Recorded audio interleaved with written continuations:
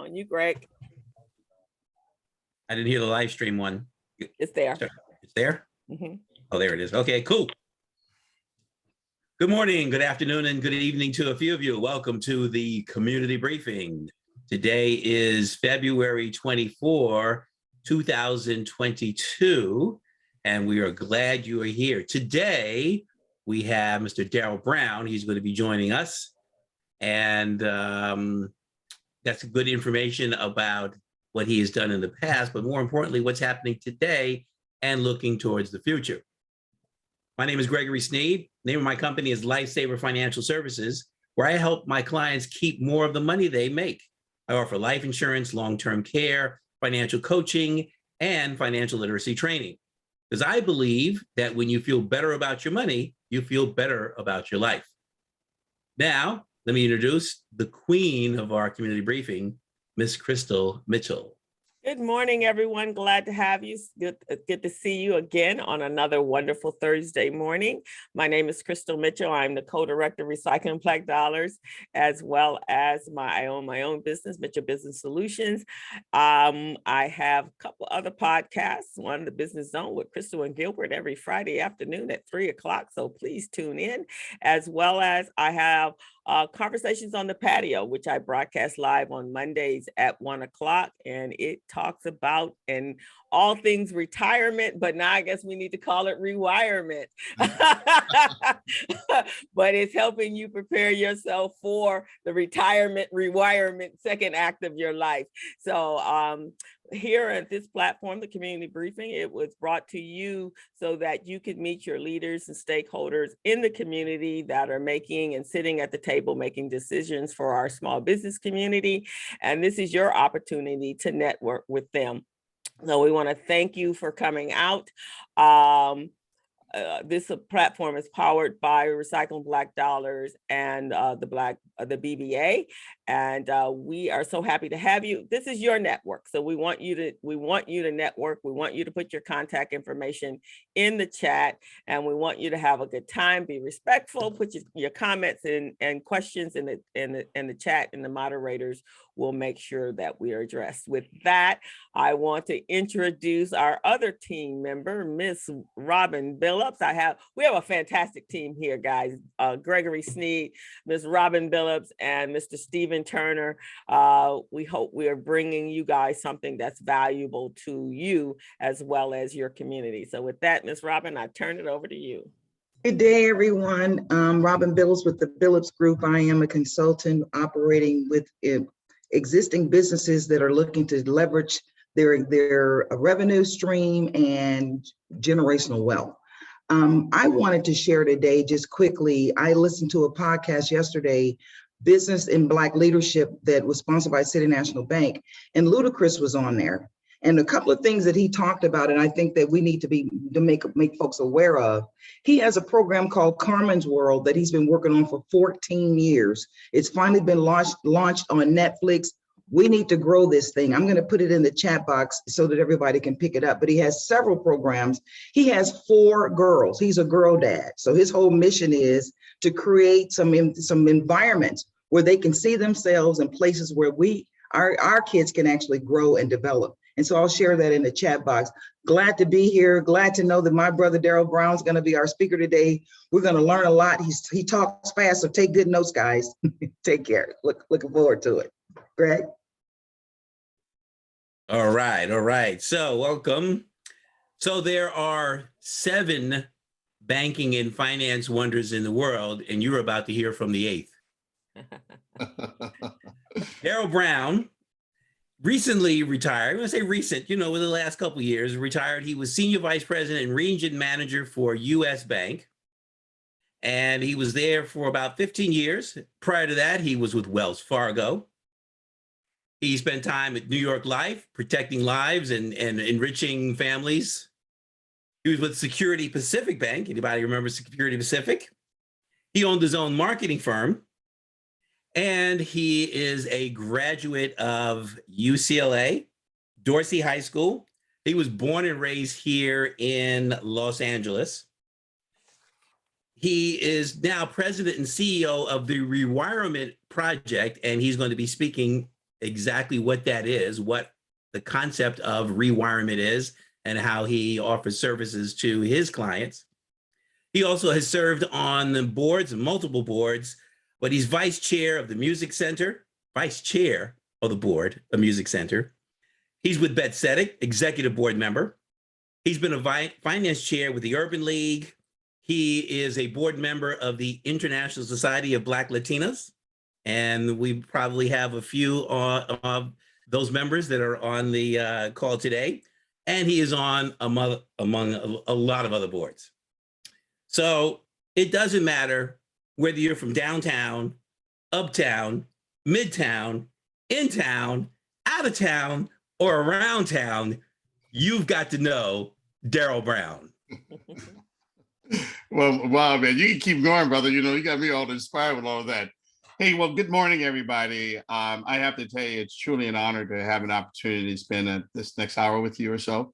I got a call from Steve Turner many, many months ago and asked if I would participate in this call. And I didn't know much about the community briefing. And I come to find out there's many of my friends that have been on this call. And of course, I found out Robin Billups was part of this. Krista Mitchell was part of it. And of course, my dear friend, Greg Sneed. So it's something I wanted to do.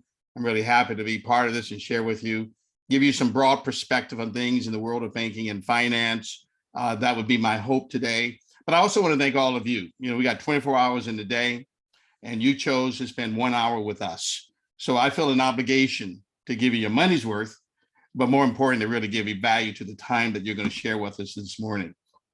I have been around for a long time. I'm an A personality. I knew after retiring from banking that I wasn't through yet. I knew that God wanted me to do some other things. I'm not finished. I will be very honest and tell you, I had a couple of years delay after retirement. You know, I had some serious health issues, but I'm back. God has blessed me to be able to be here today. I don't take that for granted. So I'm very serious about how I value my time and how I can make a difference to those that I'm committed to serve, particularly in our community, and particularly for people that look like us. So I was teasing Trish a little bit earlier, and she says, Darrell, what are you doing after retirement? It was a question that I'd always got. And I said, well, for me, it's not retirement, it's rewirement. And rewirement is just nothing more than a colloquialism for the word change. And so as I started to think about rewirement and change, you know, I started to recognize, you know, that all of us, based on any information that we gather, anything that we get, any moment, any conversation, we're on the cusp of getting information that's going to allow us to go through a phase of transition, transformation, personally, professionally. And I knew I wanted to operate in that space through the lens of executive coaching, life coaching, like Robin, a business strategist.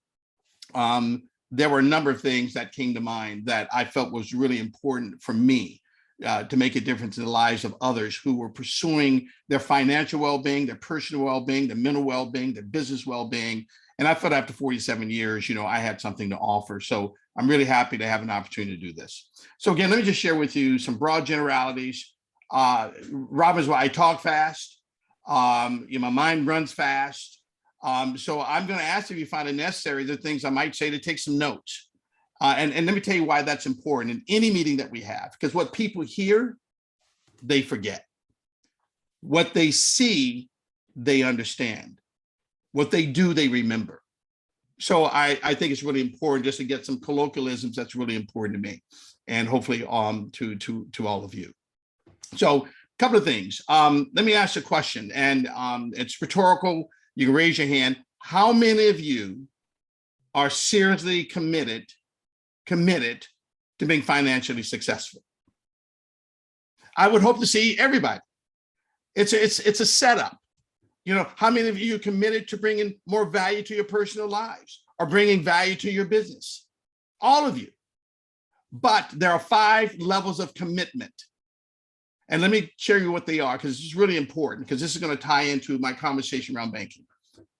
The first level of commitment is I'll think about it. Everything that we do, we start with, let me think about it. That's a level of commitment. Sometimes people never get past that. The second level of commitment is I'll try. The third level of commitment is I'll do what I can. That's what I call the C level.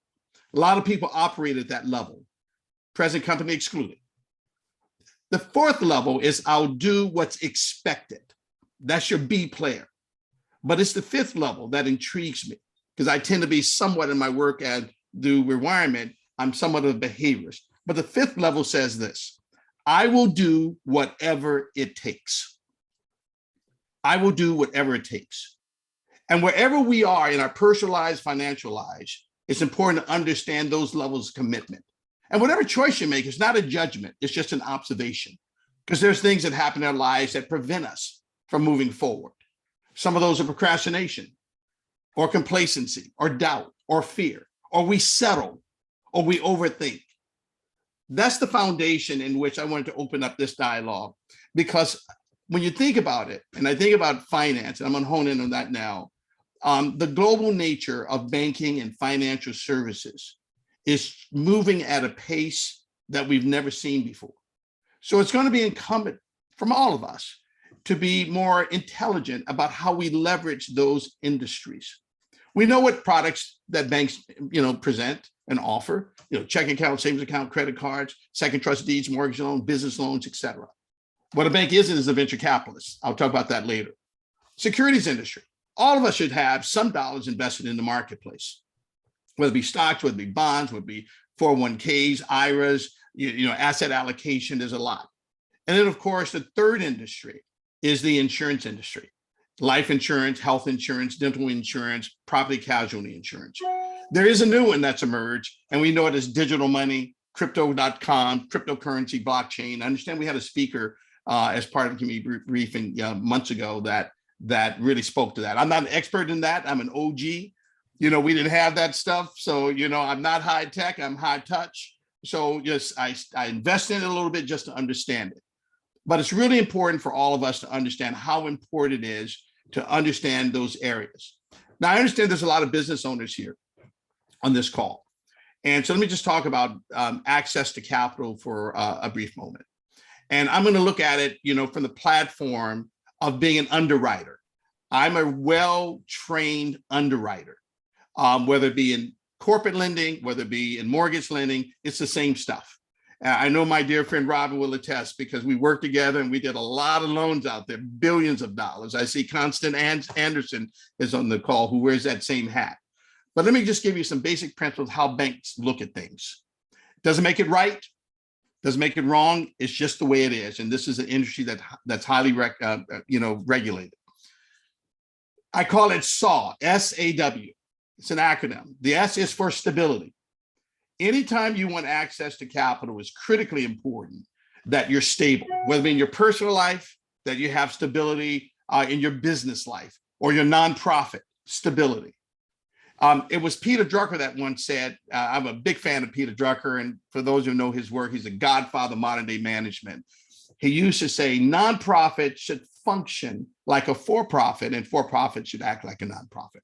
I never forgot that, and became a cornerstone of where I ran my business. But going back to lending, stability, how stable are you? The A is for ability to pay. Do you have the revenue to honor the obligation? Are you profitable in getting a loan approved? The W is for willingness to pay. Do you have a history of honoring your obligation? What's your credit report say? What's your FICO score? All those things is a tenet. So anytime you are faced with getting access to capital and working with a bank, make sure you understand that, and that you're armed with how banks think. Banks are not going to adapt to your uniqueness, and that's just not how they operate. There's a lot of analytics behind it. I'm happy to answer any questions about how to get access to capital. I will tell you there's alternative ways. There are CDFIs in our marketplace. The City of Los Angeles has funding capabilities, State of California. If you really want to get access to capital, you're going to learn all those moving parts, who they are. I worked with the Vermont Sloss Economic Development Corporation under the leadership of Joe Roseanne. Banks grant money to these CDFIs to do loans that we can't do. And I make sure that people in the marketplace that have challenges, may not meet the SAW, that there's some alternatives that they can consider. PCR, Pacific Coast Regional. There's a number of organizations out there that can really impact anyone that's trying to access and that identify capital for their business. It's really important. On the personal side, It's really important because I get a lot of folks that want loans and what have you, and they struggle sometimes with getting approved. And there are reasons for that. And again, it goes right back to SAW. And if we understand that, this is going to make it easier for a banker to really figure those things out. Let me also talk about how and what we do with our goals. I remember asking a group of people what their goals were, and there's about 7 or 8 goals. And come to find out, everybody had the same goal. And I asked this question to a group of about 200. And here are the goals. A lot of money, whatever that is, big house, good health, take the kids, send the kids to college, take care of the parents, vacations, world peace. Kudos. I just got to acknowledge my friends that are from Ukraine on the side note, because that's a whole nother issue we can talk about. But I just want you to know, everybody has the same goal, almost. So as I looked at this, the second question for every goal that you have as individuals, the question is why? Because the reasons behind a goal are stronger than the goal itself. That's how you get to that 5th level. I was reading an article on Byron Allen. Byron Allen operates at the 5th level, folks. Maya Angelou operated at the 5th level, folks. You know, Byron went to every bank in the country. I was one of his bankers. And I know what it's like. You know, it wasn't easy for some of the up and coming businesses to get access to capital. You know, we can go down the list of people, Oprah Winfrey, and there are great people in this community. Wendy Gladney operates at the 5th level. She's not going to be denied in her pursuit, you know, to help young girls. You know, the list goes on and on. It's the 5th level that's going to be applicable to anything that we do. So when I think about the Byron Allens, and I think about, you know, the Bob Smiths of the world, the folks that are billionaires, it's all relative. But all of us have an opportunity to sort of make a difference so we can build lives that are really important to us. I'm just watching the clock, but I want to say this. I often get, say, Darrell, gosh, if only they taught personal finance in school. And we never got it.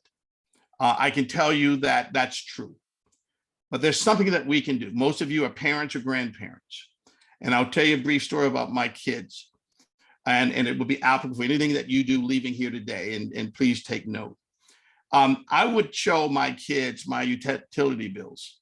And let's just say my light bill was $137. And I would show them the bill. And I say, guys, I have 2 sons. They're much older now. And I said, what do you think we need to do to lower this bill? Well, they're smart young kids. And they said, well, Dad, we got to probably cut off the lights. I said, exactly. And if you did that, whatever we decrease that bill by, I would increase your allowance. What do you think I got when I got home? What do you think I saw when I got there? Every light was off in the house. Kids understand it if we expose it to them. Do your kids know how much money you make? Show them your pay stub. Because they need to understand the invisible hands that live in your pocketbook. Taxes, interest costs on debt, inflation, you know, obsolescence, things get old, need to be replaced, which requires a certain degree of liquidity. All those things are important. Back in my day, we learned accounting, and Greg, you probably know this. Remember the old T accounts? You know, just draw a line down a center of a piece of paper. On the left side, call it cash, income, assets. So they have an understanding. On the other side, call it debt, expenses, liability. So if I gave them $100, you know, that's cash. But the fun part was how they manage their money. They have to set aside money for a savings account or tithe, you know, and then whatever they wanted to spend, they had to link it up with a goal so they can understand the relationship between money. These are things that we can really do in our homes, but oftentimes we don't do that. Those invisible hands in your pocketbook right now, because there's 2 ways to make money. Either you work or your money works. Which one works harder? Your money, because we got to sleep, we got to rest, we got to spend an hour, you know, and hanging out with community briefing. We got to do some stuff. But the reality is that what level of commitment do we have in our community to really make a difference? Let me share you another area, the biggest checks in banking that I have ever seen. after 47 years, and some of you in financial service know this, always came from an insurance company, but not necessarily in the Black community because of the biases that exist perpetrated among people that look like us. You know, I would see $2 million policies, and, you know, now there's going to be a consequence of an insurance. You know, obviously it's going to be a health issue or disability issue, or if our cars get hit. But when it comes to us as personally, you know, we just didn't value insurance. And I always tell people it's the only product that creates cash where none existed before. That's right. Am I right? Everything else, Amen, requires what I call time value of money or compound interest. But we've got to make sure, if you're committed to a legacy, you know, that your kids can benefit and your businesses can benefit, then we've got to do a deeper dive and become more intelligent around insurance. You know, because I believe if we're blessed, the way we're blessed is when we pass it down to the next generation. And sometimes we don't do that at the levels that I think we should. And I have been to probate court many, many times and seen families fight over whatever they think is left, you know, once the parents, you know, are deceased, like premature demise. I call it premature demise because, you know, death is too morbid.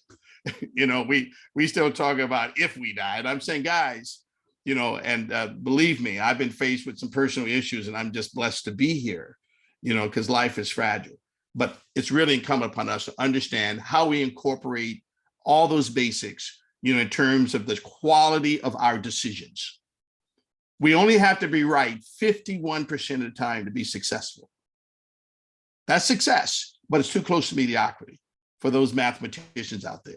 Let's operate in the 80 percentile and how we define, you know, our goals, the purpose, the reasons behind our goal. I think it's really going to be important for us to really build the kind of wealth in our community.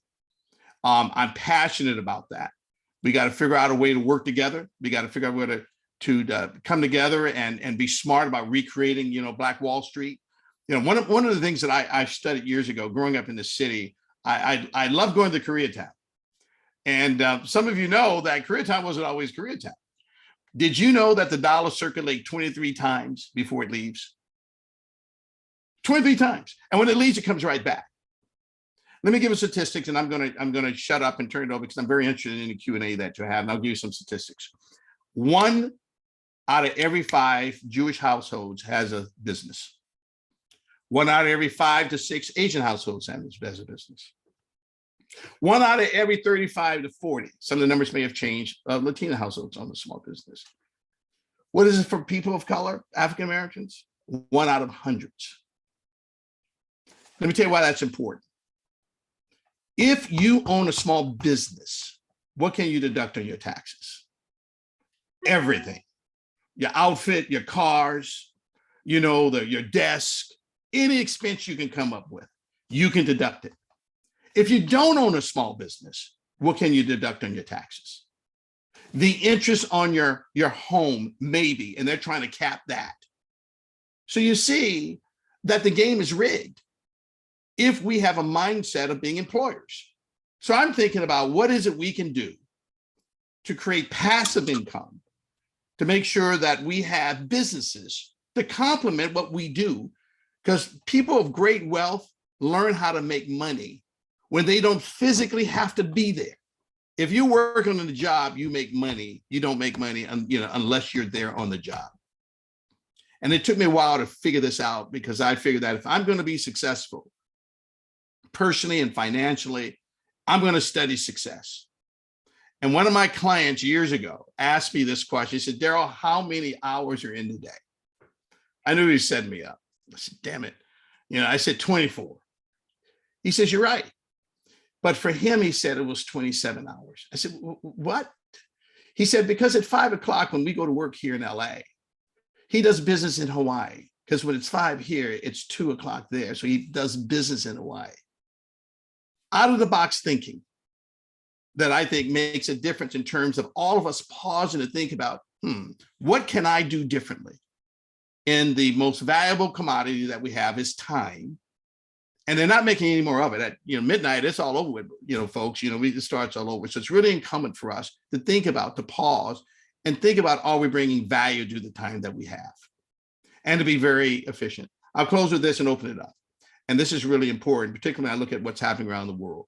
Efficiency is the new currency.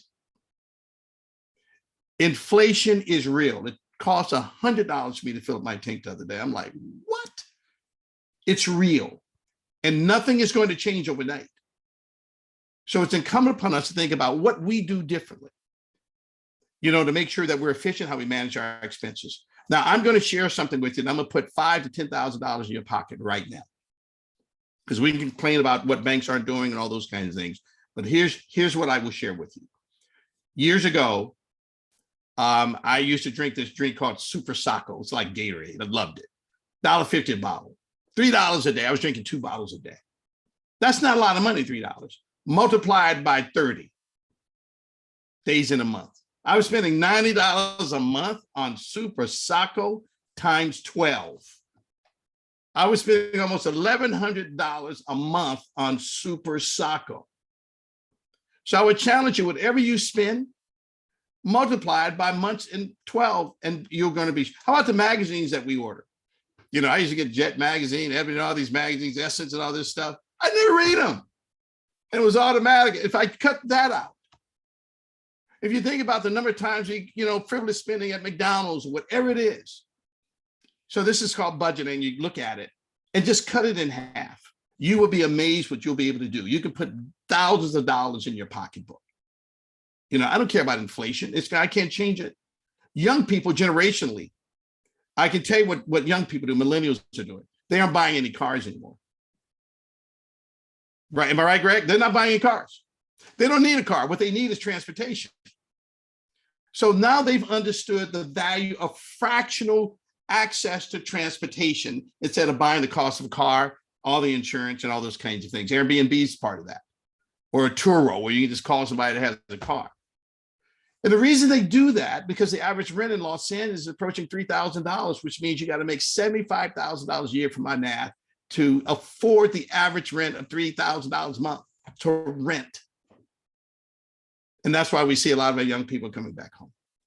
Even the rich aren't buying jets anymore. They're buying fractional ownership. I was working with a company, NetJets, and some of the folks, that lease air lease, fractional.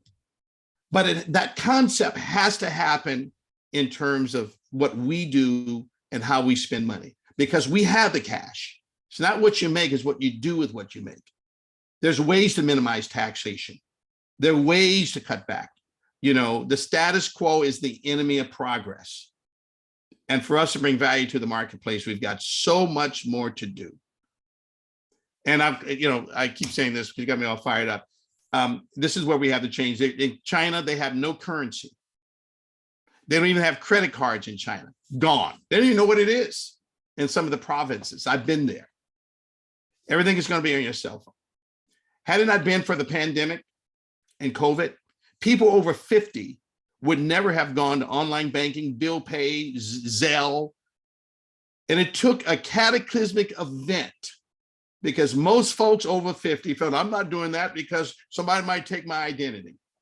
Yeah, well, the risks are low, but it's really important that you guys understand how important it is to adapt to change, to be flexible to change, and to leverage those of us, that have a perspective. If you really want someone that can give you some insight to disturb you, to take a different choice, a different fork in the road.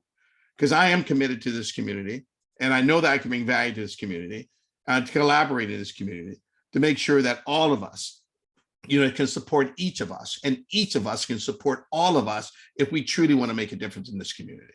So let me pause right there. I get real fired up. Robin was right. I talk fast, but I'm really interested in hearing from you what's on your mind. I can assure you I have a perspective, and I'm looking forward to sharing some insight. So Greg, I'm gonna turn it over to you. And Darrell, can you take 2 3/4 minutes to talk about what is the Rewirement project and what that's all about, and what's coming next for you? Well, so as I said earlier, rewirement for me is it's really guided by the principles of change. Change. All of us are in phase with transformation or transition. So it deals with a lot of behavioral things, all those voices that live in our head. You know, sometimes, we got 20 voices and we have these weird thoughts. We wonder where they come from. So I have a behavioral component that we need to understand. And let me just give you an example. We have these voices and they all are negative sometimes, and I give them names. I have Danny Doubt. I have Annie Analytical. I have to give and have conversations with them just like I'm doing with you right now, because in your subconscious, they're real. I had to say, you guys have to sit on the bench. Where's Patty Positive? Where's Billy Bold? So I can have a conversation, and you'll be amazed what happens in your brain when you just pause to realize. So the rewirement process is a process for us to understand how we think. Now I use programs like Positive Intelligence, Strength Finder, sometimes DISC, Myers-Briggs, 5B. There's a lot of things to make that will help us know who we are. Strength Finders. Make it objective, Strength Finders, to make it objective so we can have a conversation. Now, I am not a psychologist or therapist. I am on the board of Chicago School of Psychology. I'm on the kitchen cabinet because we don't deal with therapists. We don't deal with coaches or psychologists. For men particularly, it was, no, we don't do that. That's just too weak, But I'm not afraid to tell you, I've talked to therapists. I've gone through a lot of stuff, particularly what I've gone through personally, to make sure what's going on in my head and how do I pause, whether it be through mindfulness, whether through breathing, all those kinds of things. So the Rewirement Project is nothing more than an opportunity for us to embrace our potential and inherent value. And the way I do so is in interacting and trying to put myself in the shoes of those that I desire to serve. And by the way, there's a difference between coaches and those that teach. There are those that teach, and there are those that help people learn. They look the same, but they're completely different. So whoever you interact with as a professional, whether it be a banker or accountant, or insurance agent, or whoever, make sure they have a gift of putting themselves in your shoes so they can better understand what's important to you, not them, but to understand what's important to you. My goal with the Rewirement Project is to do those kinds of things.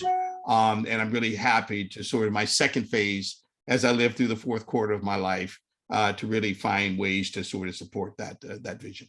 So thank you. Hope for overtime and double overtime, right? Well, absolutely. Absolutely. Any other questions? So questions, please put them in the chat. The first question we have is from Wendy Gladney. It's a loaded question. So what do you think is happening between Russia and Ukraine? How is that going to impact us here in the US, but also maybe right here in Southern California? It's a great question. I have to tell you, I was deeply, all of us should be, I'm a humanitarian. I've been all over the world, and Wendy has as well. Obviously, you see an increase in gas prices. It didn't happen before that. You're going to see a change in the economy. It's going to affect us in money movement. There's a lot of analytics out there that suggest it can impact, our access to data. There's a lot of malware software out there that's going designed to sort of just shut down our economy. The stock market has dropped significantly for those who that invest in the market. I was not happy this morning. I mean, I'm smiling right now, but a smile is just a frown turned upside down. So I was not happy, but I know that that is going to be a reality, and we're going to have to live in that space, which is why, efficiencies is the new currency in that particular space. So I'm not sure I have all the answers. I think it's going to be something, but I do know this, is that when I study, I'm not an economist, but I study economists.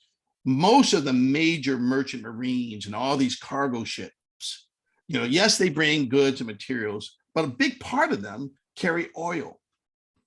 And I think that we have become so dependent on oil around the world that you're seeing an increase in the need to buy electric cars. In fact, some of the newer cars have solar panels on them, because all we need to drive electricity in this market, Wendy, is when the sun comes up. And so so now there's going to be disruption, but it's going to have a major impact if we don't start to make choices. So it's not about what they do. It's not about just what happens in Ukraine. It's about what we do and how we respond to it. I would encourage all of us to be more efficient, to look at our expenses. I know there's a run. I was looking at the news. There's a run on some of the ATMs in Ukraine, and they're running out of money. The banks are closed. That happened to us with 9/11. I was managing several branches, and there was a run on banks. We had to have controlled access, meaning only 2 people at a time. And guess what the rich want? $3-4 million in cash. Banks don't have that in the branches. So we have an obligation, to serve the mass market, not just the few that happen to have bigger numbers. So I limit it to $1,000. That's it. They can call the CEO. I don't have any fear. Those of you who know me, just bring it on. Let's go. But I'm committed to make sure that during this period in which there's high degrees of uncertainty, that we become knowledgeable of what's happening, the impact that's going to have on us personally, and that we're just going to have to cut back and rethink, because we're going to see some peaks and valleys, in terms of our finances and how companies think, how they operate. We're going to have to do without goods. I already walk into some of the stores. The shelves are not as full as they used to be. The prices are going up, and they're blaming the politicians, of course. And they're blaming the fact that there's more money in the economy. And then when you spend more money, that the prices go up. That is true. But here's another truism, Wendy. The corporations, the Fortune 500, are making record profits. And they're not the trickle-down mindset. It's not being flooded back into our communities. This is what happens. They're loaded up with profitability. So we got to be real smart about what's really happening. And if companies are not responding to the needs of our community, then we have to make a choice. For example, if people of color quit buying Lay's barbecue potato chips for one day, they go out of business. We've got to know our power. It's what happened with Rosa Parks. That bus strike didn't last for 2 days. That lasted for a whole year. So we got to understand the choices that we make to bring more value to us as individuals. And we got to understand the power they have with this change of cataclysmic events. The impact that we have to be a voice to make sure that we arm these companies with feedback that's going to make sure it doesn't handcuff our ability to create the wealth that's important to us. That's good. And that's just a short way to do it. So anyway, we got a few more questions, and so we'll think it. One said here, the first move is to acknowledge the conversations in your head so that you can deal with all those issues in hand. And right. And ideally, you want to keep those conversations below an argument level, so you're not arguing inside your head. Yeah. Given your 47 years in corporate America, what do you feel is their responsibility to the Black community? For example, CRA, community engagement, contributions, et cetera. I think any corporation should be a corporate citizen. And I tried to wear that hat as a senior executive. I'd be in the CEO's office. I wanted to make sure the dollars was flowing back. I think we need to be at the table. I'm one of the founding sponsors of ABLE, the African American Board Leadership Institute. And I used to say that if we're not at the table, we're in the menu. So it's important for us to recognize the role that we play, the voice that we play, by being at the table of corporate America or wherever we sit. But it's also important for us to challenge these corporations to make sure that they are truly corporate citizens to give back to the community. And to take a look at the ratios in which they give. Sometimes they give an incremental amount. It might be a big number. We give $60 million. Well, you're a $2.5 trillion company. I mean, it's a lot of money to us. You got to understand how they do it. It's like give everybody 15% raise and, minimum wage, just increase to $15. Well, hell, in California, poverty level is $60,000 a year. We got to understand, how we challenge these corporations. I sat on a lot of boards over the years. I mean, dozens of boards. And I made sure wherever I sat with Wells, and those of you know, US Bank, when I was there, they're going to show up and we're going to write the check. And we don't wait a whole year before we distribute the check. That's not the case all the time.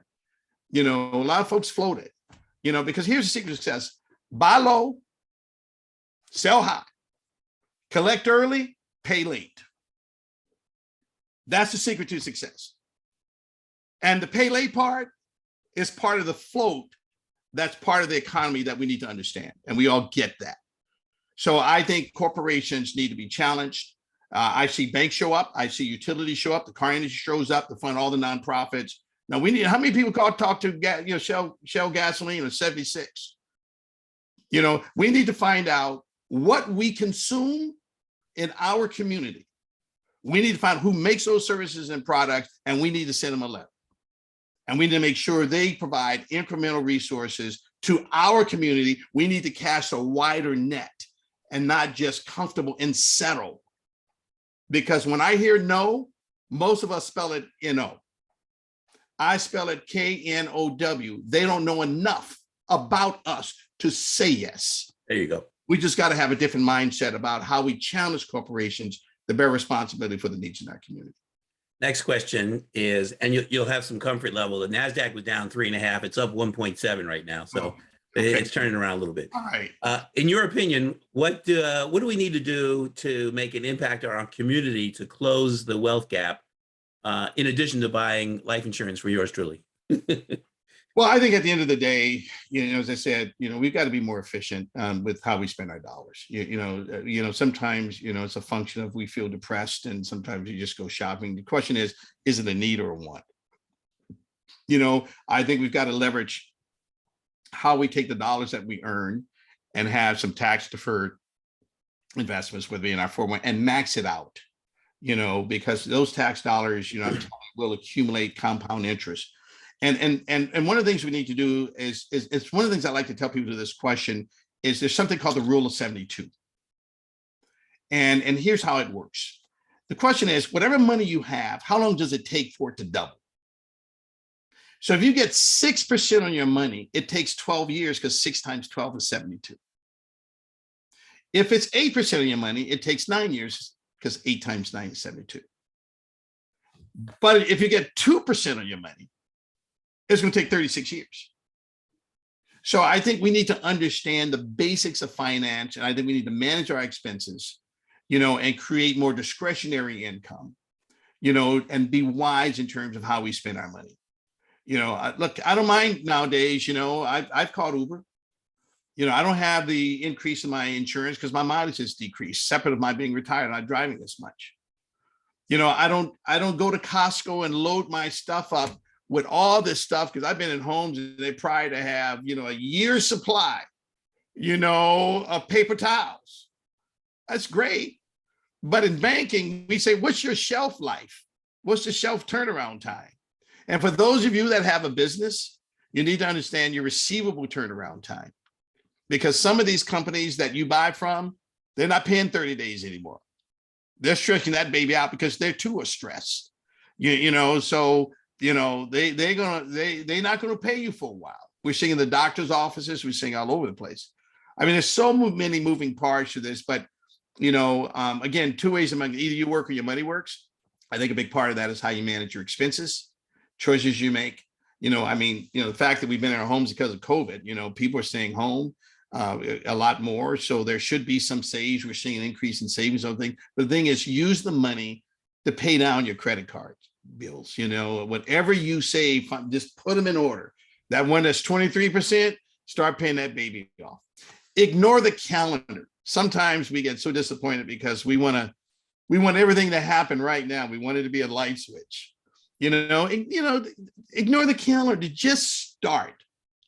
I don't care if you're in the hole. Sometimes the deeper the hole, the higher the building. Just wherever you are, start right there. Pay down those damn credit card bills. And each time you do it, use the same money and go to the next one. And then you have the one bill you've got to have is the bill with your name on it. I have the Darrell Brown. I'm paying Darrell Brown. Whatever that looks like, Darrell Brown is going to use his savings. I'm going to pay me so I can do the things that's important in my life to create a legacy for my granddaughter.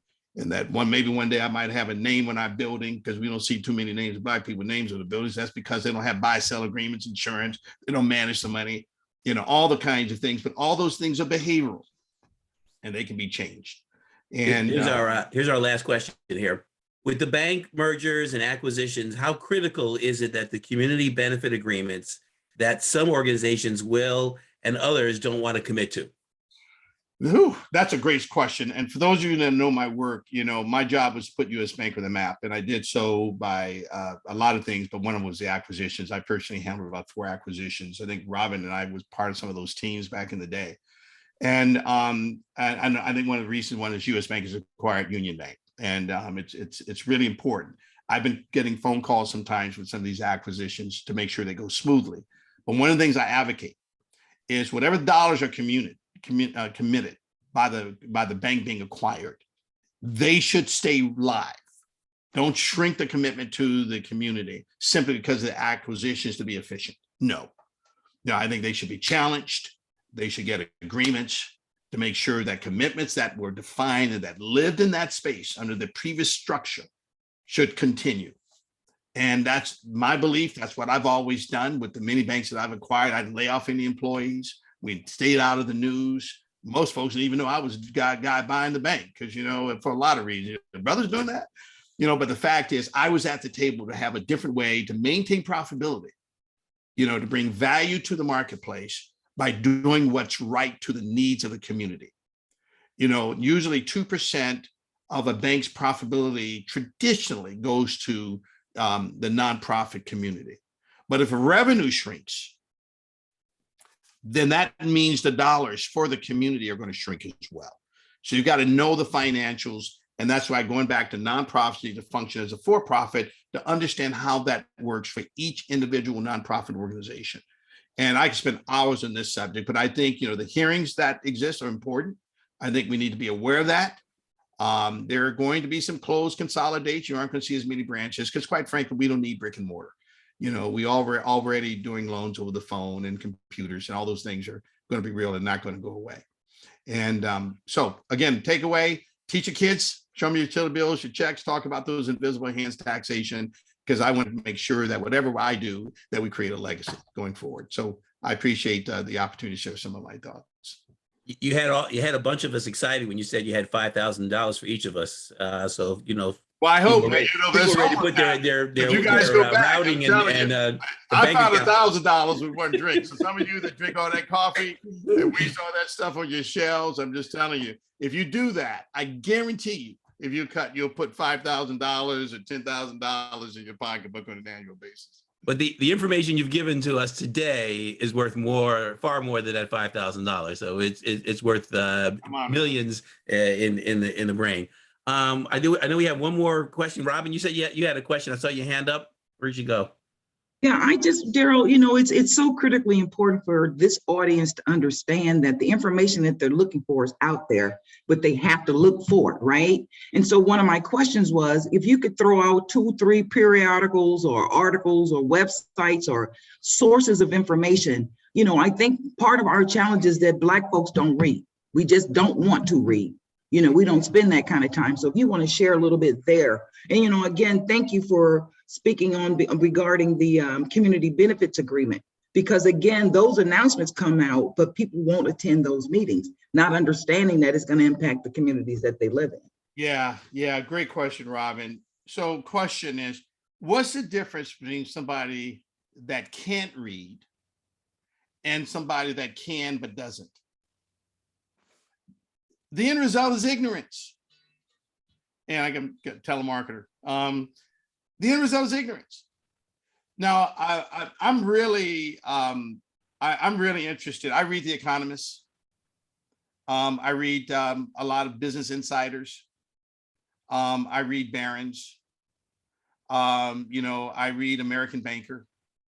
I'm sort of a nerd in the financial space, so that's what I read personally. But I think anybody can read it. I think that we need to become students of digital money, and there's a whole lot of new, magazines, and you can Google some of this stuff. But I think we need to immerse ourselves in the business of studying finance. Powernomics by Claude Anderson is one of my favorite books. For those of us that know Claude Anderson and his work, I've had the great pleasure of being in his company many times. And there was a book that he had, Black Labor, White Wealth, is the one that comes to mind.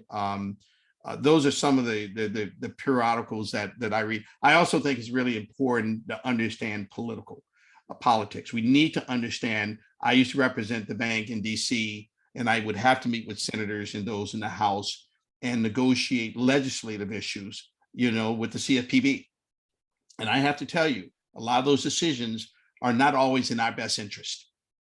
And so it's important to understand and immerse ourselves in the kind of decisions that impact the politics, because the policies are being crafted that are not always going to be in our favor. So I tend to slant toward finance, personal finance, managerial finance for businesses, political issues that impact us, but no business can survive or exist without a customer or an employee.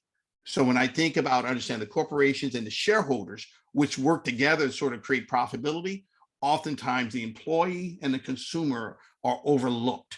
I want to turn that pyramid upside down, because we as a consumer of the services and products have a voice.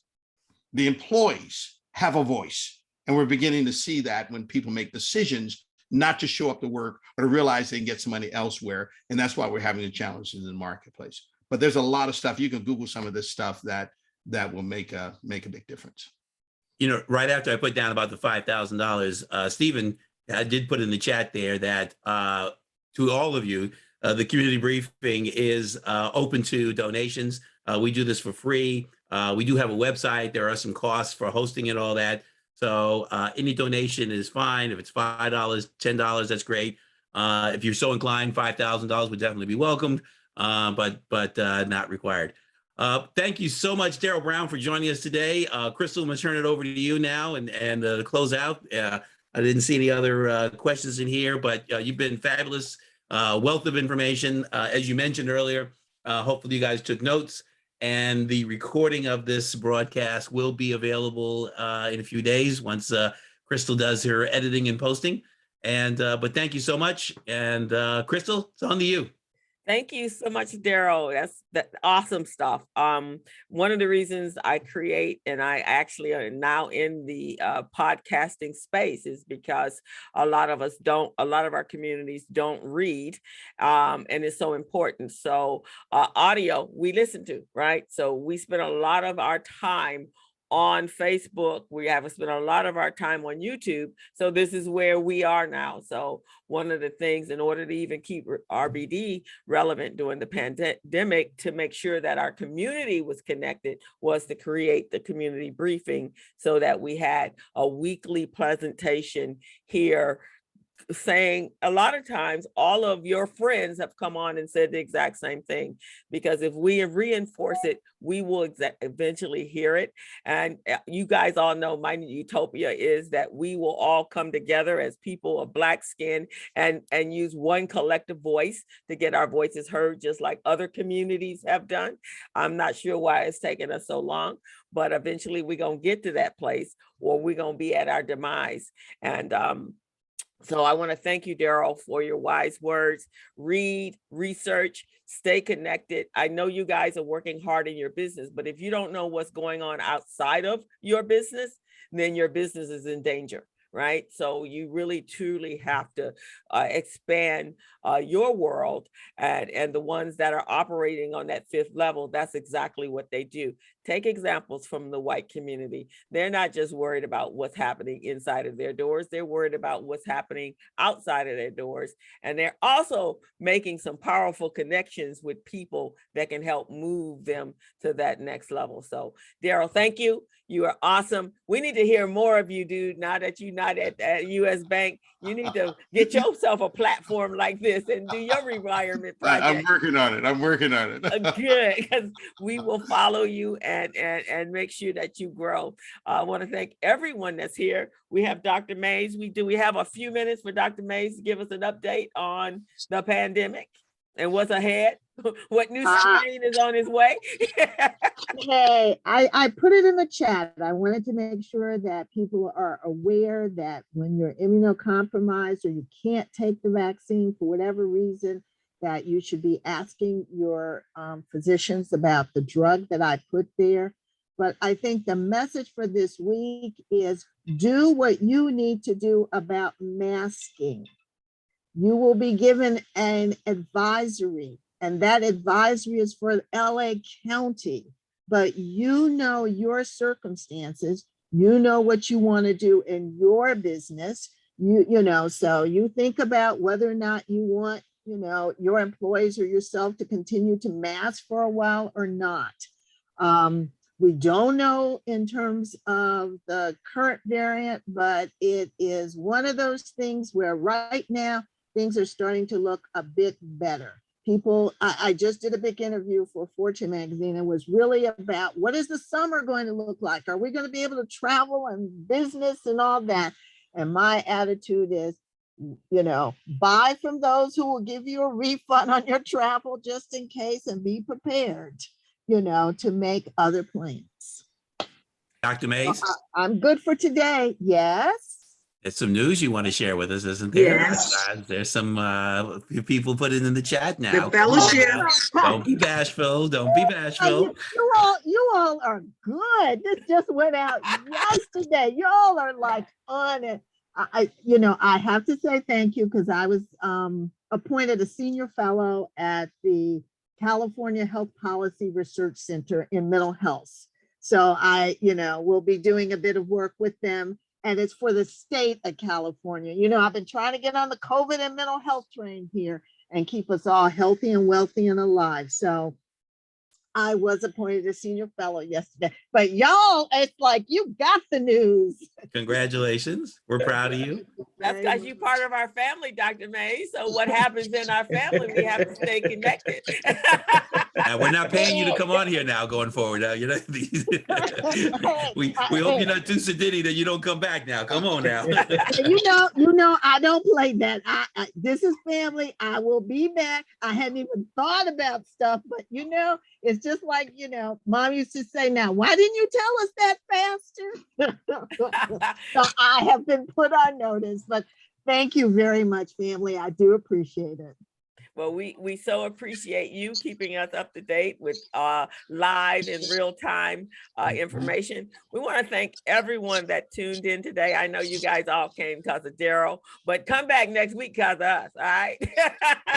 And Darrell, you keep coming back. I You shall. always Thank you have very a much. voice in our community. Richard, thank you for coming in from the chamber. All of you, thank you guys for showing up every week. We so appreciate you. Next week, we have Dr. Karen Beard coming to speak on wealth and wellness, because wellness is all part of that wealthness, right? We can't get to wealthness if we don't have our health. And so right now, that should be on the forefront, because besides just COVID, I can't tell you, every time I open up my Facebook, I am putting blessings and condolences because someone has passed on. We are living in a place that we didn't have for 2 years, could not get to the doctor. So things were going on. And then those of us that may have been exposed to COVID and developed these other illnesses that we didn't know was going on. So we as Black people, we got three things we need to focus on: our health, because we got a problem there, and all of our health professionals here know that. Our wealth, so all my financial people know we have that problem, and we need to make sure we make this a better place for our children. So let's work hard. Let's collectively work together. Let this platform become my utopia, where all Black people are speaking for each other, and that we are changing our place in this world. So I want to thank you guys, and we will see you next week. Stephen, is Stephen still here? Did he leave us already? Wendy had one comment that she wanted to make. Okay, Crystal. Ms. Wendy. I'm here. The only comment that I had was, but it's kind of over now, was, I don't know if everybody knows, but the truckers are starting today to go across from California to Washington, D.C. And it's based on the same philosophy of the truckers that were in Ottawa, Canada. So it was something I was going to ask Darrell, but other questions came up. So it was fine. Like, just like he was talking about the tankers on the oil, with the oil on the ships and so forth, I think a day of reckoning is coming, and I think he gave us a lot of good advice already as it relates to, we're just gonna have to be more mindful of how we're spending our money, where we're spending our money, because I think some interesting days are gonna come for us. Yeah, Wendy, I wish I had more time. You know, it felt like 5 minutes because I get really passionate and I've immersed myself in what's happening in Ukraine for a lot of reasons. And I've been following the trucker and different types of strikes that are designed to shut down our economy. And we don't know whether it's gonna be a week, if it's gonna be years. Right. But immerse ourselves in being students around what's happening politically, internationally, because we all are gonna pay the price. Yes. And great leaders are great students. And the status quo is any progress. What we've lived in the past is done, over with. It's not going to be days of normal. It's just not going to ever exist again. So there's got to be some ways in which we adapt and be flexible and be more prudent about how we decision and the extent in which we get involved. Yeah. I think when you said efficiency is the new currency, you hit it on the head. I mean, I wrote that in real bold across my desk. Thank you, Wendy. And Darrell, the markets were listening to your presentation because now the S&P is up. So you Yeah, did it, man. you know, when you were speaking, I was looking, because I'm telling you, I'm retired. I want to take some of you to dinner. I've taken Robin to dinner many times, and she eats, so I got to make sure. And he was using the corporate credit card, so let's just tell the whole story, okay? Oh, tax avoidance. Thank you, guys. Oh, we were honored today. We got Greg Sneed's wife, Faye, here. Also in Faye's there. And Juanita Palacios from the International Society of Black Latinos. Oliver Sims joined us today. So yeah, we got a first. Pele, I see Richard. We got to connect, man. Yeah. Good to see you and meet Yeah, you. Rich is a regular for us. Yeah, he comes in. Roger, Mhm. what's up? Great group, family. My family, you guys are doing a great job, Chris. I love this whole community briefing, and I will be more involved. I promise. Thank you. We so appreciate it. You guys can take a copy of the chat by clicking those 3 little dots in the chat and reach out to the bodies here and let's recycle our dollars within our community so our dollars will go more than 6 hours, because that he didn't give you that particular stat, but it's 6 hours, guys. That's sad. 6 hours. So And we will see you guys next week. did Stephen come on, I am Stephen? on my way over to Vermont Slauson virtually. I am narrating their emceeing their Black History event this morning. Well, tell Joe Roseanne that DB says hello. He's my boy. So we're going to we got 6 businesses pitching for some monies today. So see you guys. Krista, we didn't week. hear from Stephen yet. Stephen, you on you on? There he is, Stephen. Yeah. Say hello, Stephen. Maybe he doesn't have mic. Yeah, Okay. I think he has a mic issue. So we want to thank you guys for coming out. And we're going to sign off. Thank you, Darrell. Keep coming back. Y'all come back now. Video will be up on RBD's Recycling Black Dollars website's Facebook page, so you can check it there. And I will be posting it on LinkedIn, so you can go back. If you didn't get the notes, you can write the notes down there. All righty. Bye-bye, guys.